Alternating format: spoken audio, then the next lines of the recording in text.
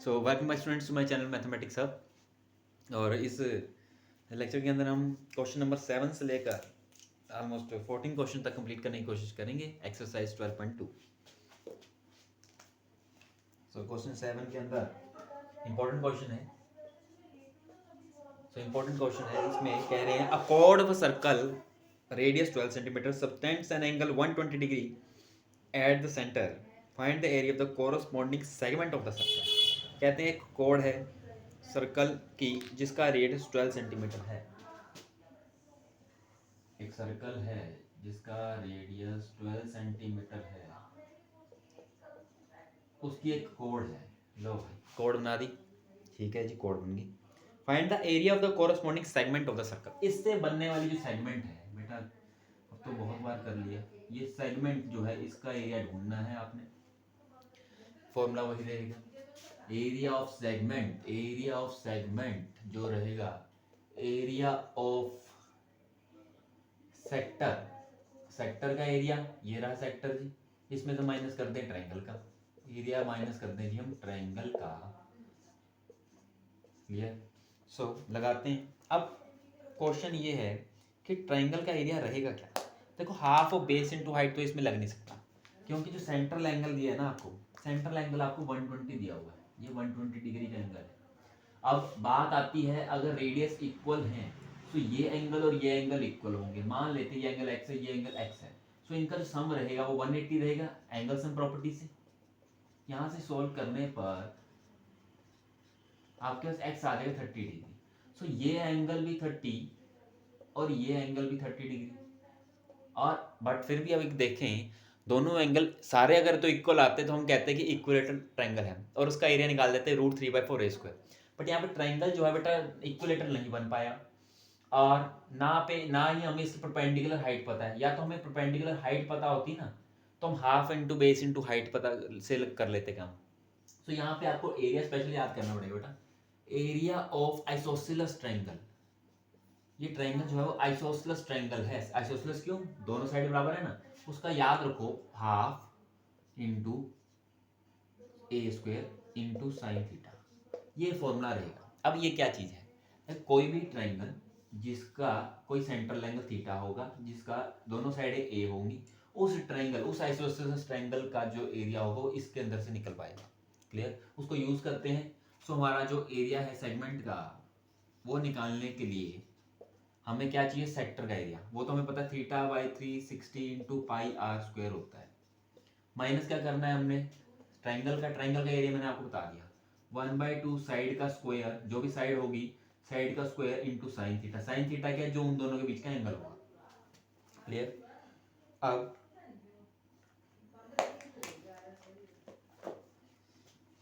अब वैल्यू डालते हैं। थीटा कितना है, 120/360, पाई की वैल्यू 22/7, रेडियस कितना है, रेडियस 12 है बेटा। यहाँ -1/2, इसकी वैल्यू डाल रहे हैं हम, a का स्क्वायर मतलब 12 इंटू 12, साइड भी 12 ही तो है, 12 ही तो है ये साइड ट्रायंगल की, into sine, sine of angle जो इनके बीच में है, एंगल कितना है 120 डिग्री, साइन ऑफ 120 डिग्री, ये रहेगा आपका। इसमें से कॉमन क्या ले सकते हैं, कॉमन ले सकते बेटा, यहाँ 12 इंटू 12, यहाँ भी 12 इंटू 12 कॉमन है, दोनों में आ रहा है, बाहर ले लेते हैं, अंदर देखो क्या बचता है 121 पे 3 पे। सो 1/3 इंटू 22/7 यहाँ से आएगा, माइनस 1/2 यहाँ से आएगा मेरे पास साइन 120। क्लियर?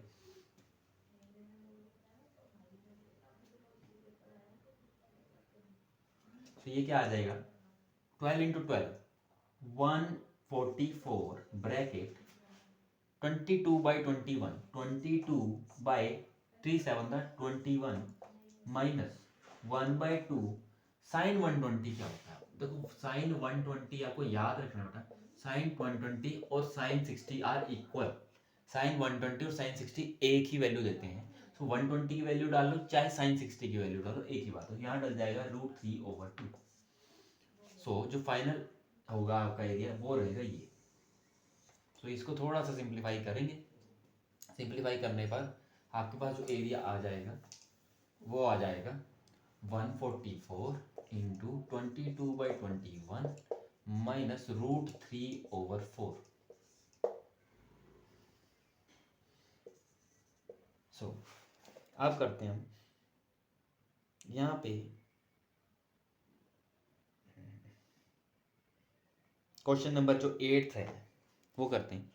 क्वेश्चन नंबर 8 क्या कहते हैं?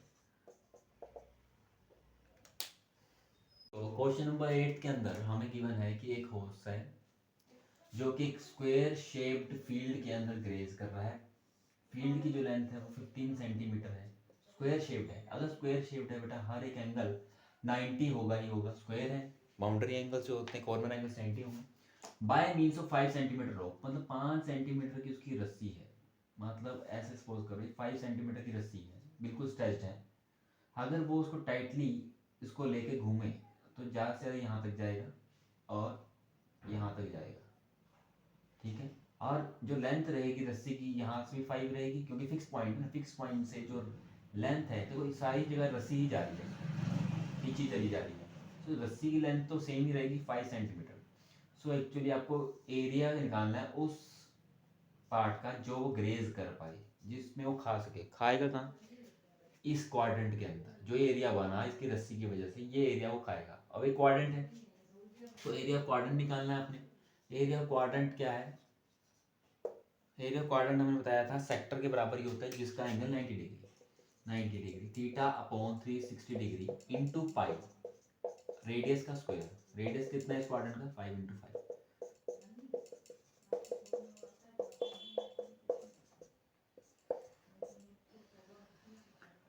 This will be 11। सो ये आ जाएगा आपका 225 एंड 25 275/14 1 the 14 135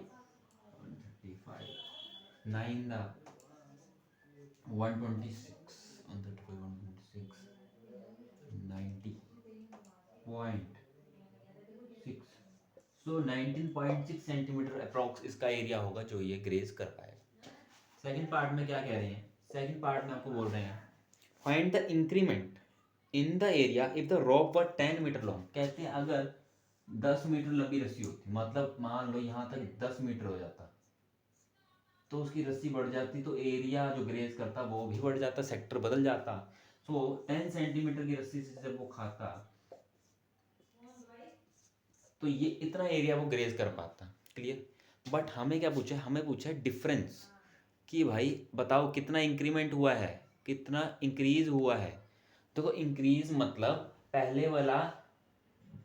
पहले इतना था, अब इतना हो चुका है। इंक्रीज तो ये है ना हमारा, सिर्फ इंक्रीमेंट तो इतना हुआ है, बढ़ा तो इतना है ना। ये तो उसको मिल ही रहा था ऑलरेडी, ये मिल ही रहा था, इतना उसको एक्स्ट्रा मिला है। सो जो इंक्रीमेंट आएगा एरिया का, इंक्रीमेंट जो आएगा वो आएगा न्यू एरिया में से, न्यू सेक्टर में से अगर मैं ओल्ड सेक्टर को सब्ट्रैक्ट कर दूं, मुझे अंदर वाला ना निकाल दूं, इस पूरे में से अंदर वाले को माइनस कर दूं, तभी तो मुझे इंक्रीमेंट पता लगेगा जो शेडेड पार्ट है। सो न्यू सेक्टर थीटा वही सेम रहेगा सबके लिए, रेडियस इसके लिए 10 है। ये छोटे पुराने वाले का रेडियस 5। सो 90/360 कॉमन, 5 कॉमन, अंदर आ जाएगा 10 स्क्वायर माइनस 5 स्क्वायर। सो ये कैंसिल ऑफ 1/4 पे। पाई की वैल्यू आएगी बेटा 20। आपको पाई की वैल्यू दे रखी 314, जिसको हम 314/100 लिख लेंगे। अंदर आ जाएगा 75। 5 के टेबल पे 20 पे जाएगा, 5 के टेबल पे 15 पे जाएगा। फिर 2 के टेबल पे 2 पे जाएगा, 2 के टेबल पे इसको 157 पे एलिमिनेट हो जाएगा। 5 3 था, 5 4 था 20, you will get 157 into 3 whole over 8। so 8 से इसको डिवाइड करने पर you will get 1, then 40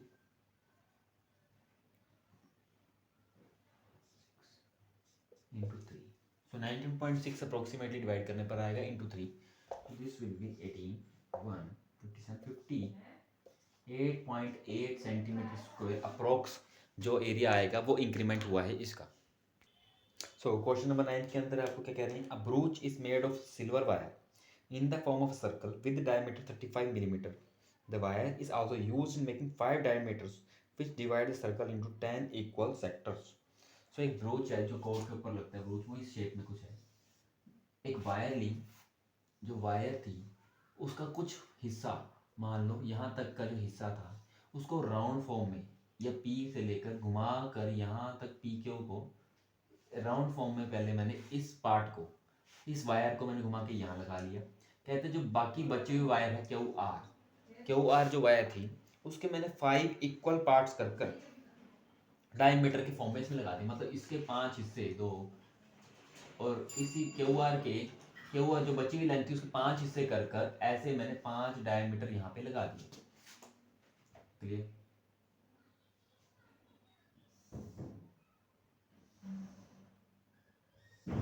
so 5 diameter इन्होंने बना दिए। मतलब डायमीटर 1, डायमीटर 2, 1 2 3, कितने डायमीटर बने, 1 2 3 4 बने ना। सो एक और लगा देते हैं, ये 5, 3 4 एंड 5, 5 डायमीटर्स बनाए हैं। क्लियर? अब देखा जाए तो ये पूरी की पूरी वायर दो कामों में इस्तेमाल हुई है। पहले तो ये गोला बनाने में, सर्कल बनाने में, और 5 डायमीटर्स में। सो पहले आपको पूछा गया है total length of the wire required. Total length of wire, ये जो वायर थी आपकी ऊपर वाली, इसकी वायर की लेंथ जो कैसे निकलेगी। देखो एक तो ये सर्कल चाहिए, बाउंड्री चाहिए, मीन्स सरकमफ्रेंस चाहिए। एक तो ये सरकमफ्रेंस निकलेगा पूरा, ये भी तो जो गोला बना है, बाउंड्री बनी वो इससे बनी है पीक्यू पार्ट से। जो बाकी पार्ट था उससे 5 डायमीटर बने, प्लस 5 डायमीटर्स में इनमें ऐड कर देंगे, ये आपका आ जाएगा टोटल वायर। सरकमफ्रेंस क्या होता है, 2 pi r plus 5 times diameter, 5 times diameter. Diameter कितना है, डायमीटर 35 मिलीमीटर है। मतलब जो एक यहाँ से लेकर यहाँ तक की लेंथ है, पी से लेकर आर तक की जो लेंथ है डायमीटर, वो है 35 millimetre. Clear? 5 times diameter 35 millimetre. और यहाँ पे चाहिए रेडियस। रेडियस क्या होता है, डायमीटर का हाफ। रेडियस होता है डायमीटर का हाफ, तो यहाँ पे 35/2 आ जाएगा। बाकी 5 × 35 चल ही रहा है। क्लियर? सो इसमें होगा क्या, 2 से 2 कैंसल आउट, इसमें 35 कॉमन ले लेते हैं।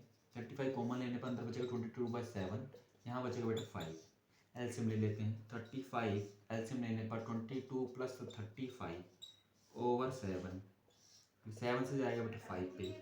You will get 5 into, add करने पर 7 70, दिस विल बी 757।